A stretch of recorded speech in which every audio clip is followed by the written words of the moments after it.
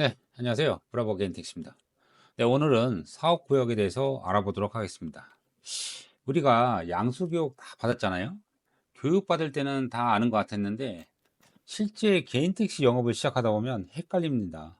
물론 사업구역을 정확히 알고 계신 분도 있겠지만 시작한 지 얼마 안 되신 분들이라면 헷갈릴 수 있습니다. 자, 이번 기회에 내 사업구역, 내 나와바리 정확히 알고 넘어가면 어떨까요? 자, 그럼 사업구역을 알아야 하는 이유 먼저 알아볼까요? 네, 그건 크게 두 가지로 나눌 수 있습니다. 네, 첫 번째는 일한 만큼 제값을 받기 위해서입니다. 네, 관내에서는 정상 요금을 받고, 시계 지역에서는 시계 할증 요금을 받고, 또 심야 영업에서는 심야 요금 할증을 받고, 이렇게 제대로 요금을 받아야 하는데, 이걸 몰라서 제대로 요금을 받지 못한다면 무척이나 억울하겠죠. 개인 택시 처음 하시는 분들은 처음에 어디서 듣긴 들어서 시계 지역 나갈 때는 요즘은 GPS 단말기라서 자동으로 다 알아서 시계 할증이 되는지 아는데 실제로 시계 버튼을 눌러야 시계 할증이 된다는 걸 나중에 알았을 때는 이미 그만큼 손해를 보신 상태겠죠. 그나마 첫 번째 이유는 금전적 손해를 조금 보는 거겠지만 이 두 번째 이유는 아주 치명적입니다. 왜냐고요? 택시 운전 자격 박탈이 될 수 있으니까요. 상당히 중요합니다. 자기 사업 구역을 몰라서 손님 승차 거부에 걸리거나 시기의 할증을 받다가 부당요금 징수로 신고 들어가면 그때 잘 몰랐다고 하실 건가요? 안 됩니다. 이번 기회에 자기 사업 구역 확실히 알고 넘어가자고요.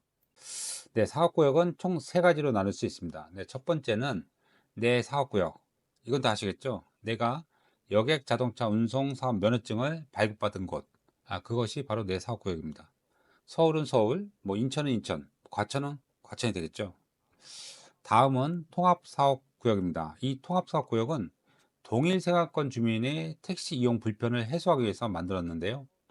서울인 경우 광명, 그리고 안양, 의왕, 군포, 과천 4개시를 하나로, 예를 들면 안양 택시인 경우 의왕, 군포, 과천을 사업구역으로 포함시키는 거겠죠.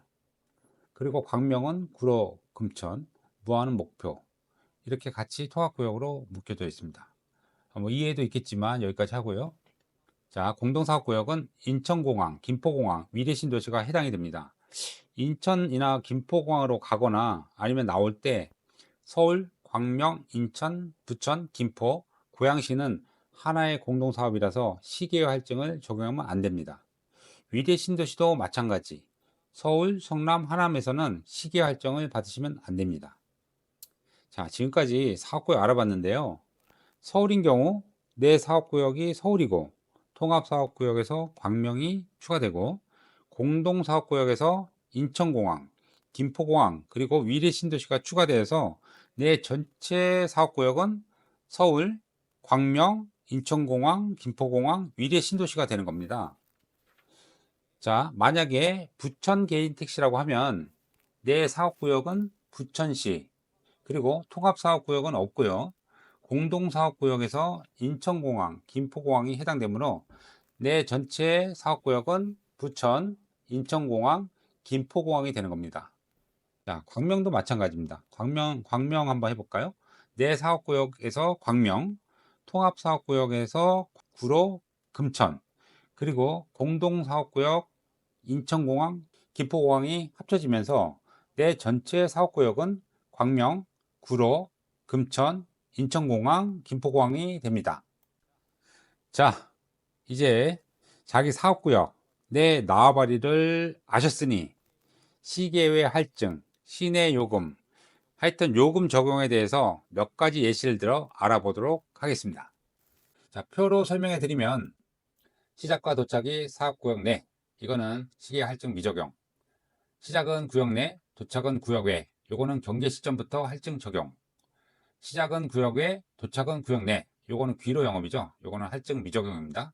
그리고 시작, 도착 다 구역 외다. 이거는 불법 영업이고 이런 영업은 해서는 안 됩니다. 자, 우리가 예외는 있겠지만 시외 영업을 할 때 택시는 사업구역이 정해져 있기 때문에 사업구역을 벗어난 지역으로는 운행할 의무는 사실은 없습니다. 자, 이제 도표로 설명을 드렸고요. 이제 적용 예시를 몇 가지 더 들어보도록 하겠습니다. 네, 첫 번째 화살표는 시내에서 시내죠. 이건 할증이 안 되고요. 두 번째 화살표는 시내에서 시외. 네, 요 구간부터 시계 할증이 적용이 됩니다. 세 번째는 귀로 영업, 네, 시외에서 시내, 이건 할증이 적용이 안 됩니다. 네, 아래 그림도 간단합니다. 두 명이 타서 한 명 내려주고 최종 목적지로 가는 건데요. 첫 번째 손님 먼저 볼게요. 첫 번째 손님 시내에서 시외. 그래서 이것도 경계 시점부터 할증을 받으시면 되고요.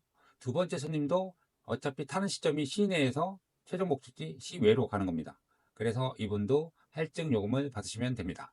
동일 장소에서 일행이 승차하여 제1 목적지의 승객이 일부 하차하고 제2 목적지로 계속 운행할 경우 미터기를 다시 작동해서 요금을 계산해서는 안 됩니다. 이렇게 써 있죠. 이거는 부당 요금에 해당이 되거든요. 그래서 일행이 다 내릴 때까지는 미터기는 계속 유지되어야 합니다. 네, 다음 그림 볼까요? 네, 이번에도 목적지가 두 개네요. 네, 첫 번째 거 보시면 당연히 시내에서 시외니까 요 경계선부터 할증 요금을 받아서 처리하시면 되고요. 들어오시는 내리신 다음에 들어오시는 이분은 타신 곳이 시내고 최종 목적지가 시내이기 때문에 할증을 받으시면 안 됩니다. 자, 마지막 그림 볼까요? 마지막 그림은 목적지가 3개네요. 네, 첫 번째 거는 시내에서 시외. 이거는 경계 시점부터 할증 요금 받으시면 되고요. 두 번째 내리시는 것도 타신 쪽이 시내이기 때문에 시내에서 시외에 내리신 겁니다. 이것도 할증 요금 받으시면 되고요. 마지막 세 번째 그래프 보시면 이건 시내로 들어갔죠. 처음 타신 거는 시내에서 한 바퀴 돌아서 다시 시내로 가기 때문에 그래서 할증 요금을 적용하면 안 됩니다. 네, 다음 그림 보겠습니다. 네, 이번엔 조금 복잡하네요. 시작과 도착이 이런 식으로 진행이 됐다고 하면 시작은 시내고 도착은 시외, 할증이 당연히 있겠죠. 근데 이렇게 됐을 경우에는 시계 외 지역을 벗어나는 이 구간, 이 두 구간이 할증이 되는 겁니다. 네, 과거에는 이렇게 운행을 했을 경우에 마지막 시계외 지점부터, 즉 이 부분이죠.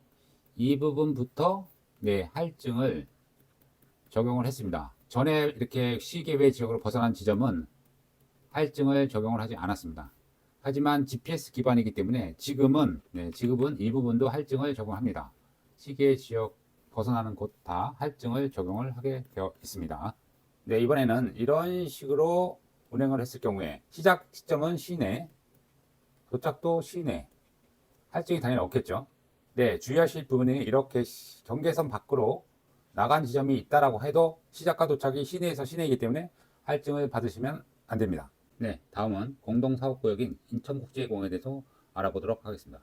인천국제공항은 공동사업구역이기 때문에 네, 광명, 부천, 네, 고양, 여기 이렇게 김포, 이렇게 인천, 그 다음에 여기 서울, 이 전체가 다 하나의 사업구역이기 때문에 이 6개 지역에서는 인천국제공항에 가거나 아니면 인천국제공항에서 오거나 다 시계의 할증을 받으시면 안 됩니다. 예를 들어 인천국제공항에서 택시를 타서 광명으로 갔을 경우에 시작과 도착이 다 시내에서 시내로 되는 거기 때문에 할증은 받으시면 시계 할증을 받으시면 안 됩니다. 그런데 공항에서 경기도 광주로 택시를 탔을 경우에는 시작은 시내이고 도착은 시외이기 때문에 시계외 경계 지점부터 할증을 받으시면 됩니다. 시계외 할증을 받으시면 됩니다. 네, 지금까지 시계외 할증에 관련된 사항을 알아봤는데요. 시계 할증을 잘못 적용하여 신고가 들어와서 부당요금 처벌을 받게 되면 1차 위반했을 경우에는 과태료 20만원의 경고가 있고요. 2차 위반을 했을 경우에 과태료 40에 택시 운전 자격 정지 30일입니다. 병과라고 써있죠. 병과는 과태료 40만원도 내고 택시 운전 자격 정지 30일도 되는 이 플러스 요소입니다. 플러스. 이걸 세 번째 위반을 했다. 그러면 과태료 60에 택시 운전 자격 취소. 상당히 무서운 처벌이죠. 네, 그에도 몇 가지 부당요금 처벌 사항이 있는데요. 거스름 또 미집을 행위, 이것도 부당요금 처벌이 됩니다. 또 승객의 동의 없이 장거리로 우회 운행한 경우, 일단 손님이 타시면 내비게이션으로 가겠습니다 라고 얘기하든 장거리 여행일 경우에는 어느 쪽으로 갈까요로 미리 물어보시고 운행하시는 게 이런 뒤탈이 없겠죠. 그리고 일행이 탔을 때 먼저 내리시고 두 번째 내릴 때 이 미터기를 다시 켰다가 켜서 운행하는 경우, 요거 실수하는 경우 많은데요. 이런 부분 부당 요금 처벌을 받을 수 있습니다.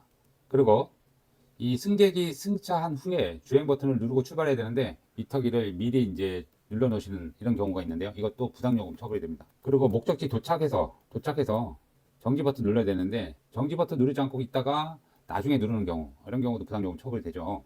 이렇게 몇 분 안 됩니다, 사실.